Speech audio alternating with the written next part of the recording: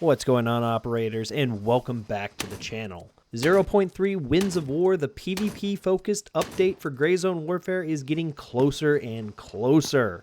And with the developers live stream yesterday, I wanted to give you guys a quick breakdown with my thoughts and concerns. Right off the bat, probably the biggest piece of news is going to have to be the experimental testing period with the community happening sometime in April. I've included the sign-up form link in the description of the video, so if you want to go ahead and sign up for that, go right ahead. But they did say that they're pretty much going to give preferential treatment to anyone that has the supporter edition, so if you don't have that, you might not get in. They also said that this update is going to be within Q2, so we can kind of narrow this down when it's going to come out. It's either going to be May or June. And yes, there is going to be a wipe with this update. Please stop asking me in the comments. Speaking of wipe, with the new update, we're going to be looking at different task progression. Locations of objectives are going to be moved. Who is giving you that task can be different, and we're going to be looking at sharing tasks now with squad mates. What I mean by this is if you get one of those kill a boss or take out somebody AI at a POI, if you are in a squad with someone, and from what it sounds like in close proximity to them, no matter who gets the kill, you're going to get credit for that on your task progression. This is honestly great because I'm sick and tired of going back to Banpa 100 times to find the gang leader, only to have my buddy put a bullet through his skull. Seems like the developers at Madfinger Games are really pushing for squad and teamwork versus this lone wolf gameplay. Staying on task, we are going to be able to complete tasks with the vendors without returning to the main fob, even the ones where you have to go and hand over items. Now you will be able to go to a combat outpost you control in order to complete the task. Honestly, anything that cuts down the time I have to spend on a helicopter not actually playing the game is a good thing. With the task updates, we are having a revamp of the economy, with vendor levels being bumped up to the max level of 4 now instead of 3. There is no new information that we got on the secret vendor that they talked about when you unlock the combat outpost, but this dude dropped a bombshell on the economy, saying that level 1 vendors are basically going to suck ass and it doesn't give you, anything worth a damn. And that doesn't give me really any fuzzy feelings. The first level sucks. I love that.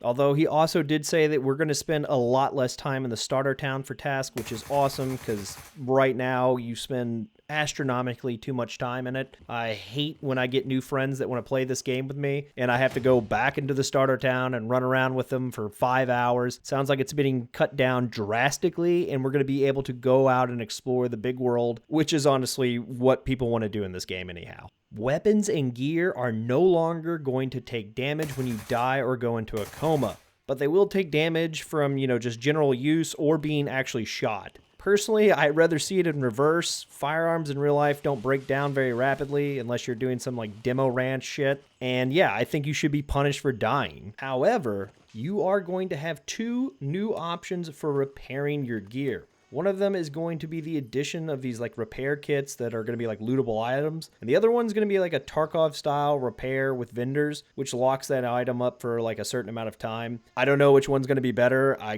got a feeling it's going to be the lootable items, but they're probably going to be kind of rare. So we'll just have to wait and see for that. Speaking of vendors, vendors are also going to be selling containers for your stash organization, and we're going to have access to some new ones. During the live stream, they did show off a mortar crate where you can, put the shells in it, and an improved auto sword is also coming with 0.3, which, yeah, we just needed that quality of life edition. Alright, these are all good quality of life updates to the game. But what about the core game mechanics? Well, we have some pretty cool stuff to look forward to in that regard. Biggest one for me is going to be the PID armbands, which I was kind of nervous about when they first announced it because I don't want to be wearing a bright-ass yellow-orange band when I'm trying to snipe. Well, we now know we won't have to worry about this because the armbands are only going to be visible for friendly faction members. I still think they need to expand upon this and put a band around the helmet or headwear as well because, I can only see people's heads half the time. But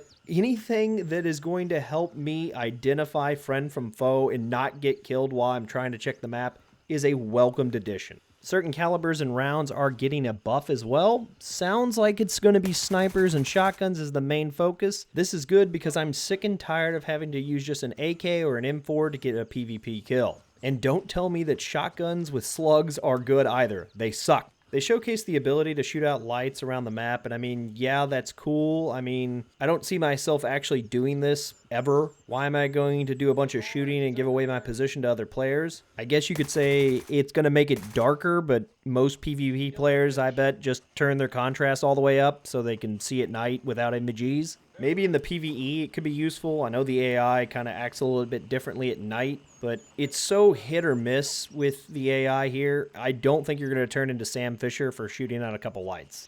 For the gunfights, though, the gut is going to be added as a new organ, and you're going to be able to mess it up. Since most of the armor doesn't actually cover it, I take this with a bit of a mixed bag.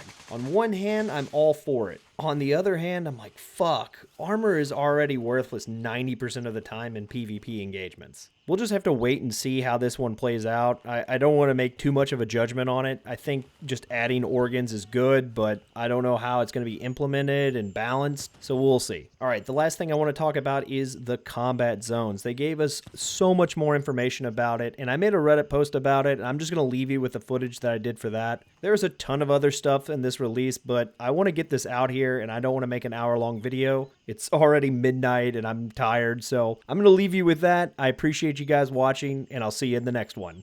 Now, where? The probably more important questions, even.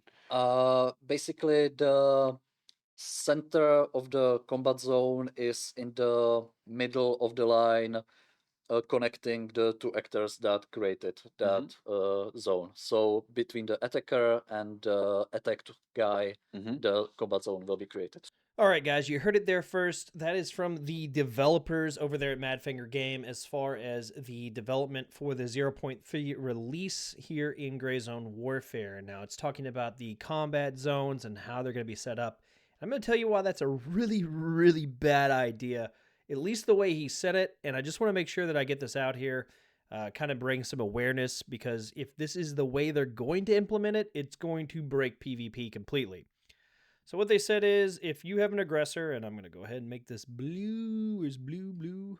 So if you, oh my God, that looks terrible. If you're this dude right here, right, this is your blueberry, right, that's being shot at. They said basically, take that to black. Oh my God, why is this so, good Lord. It's in the center of the line, and gosh, I cannot do paint, right? It's the center of the line between you and the enemy. Center of the combat zone is in the middle of the line. Or that person and the enemy, right? That's being shot at. Which, no big deal, right? They're creating the combat zone, which I'll just use yellow, right? It's going to be in between. So distance-wise, it could be nowhere near them or very close. Between the attacker and the attacked guy, the combat zone will be created. Which is fine. Here's why it's dumb. If it's in the center of the circle, all I need to know is where my friendly is, and the distance between here and here, the center line. That's going to give me the distance and the direction in which the enemy is at. I mean, there's going to be some variation, but that's just basic geometry. And there's already in the game a way for you to measure distance. So I hope that Madfinger Games does a little bit better job with the combat zones for PvP, or gives us some better clarification, because if what he just said is correct, center of the combat zone is in the middle of the line, you're going to be able to find the enemy very, very easily. So, anyway, my name is Enlightened Enlisted, and I'll see you guys later.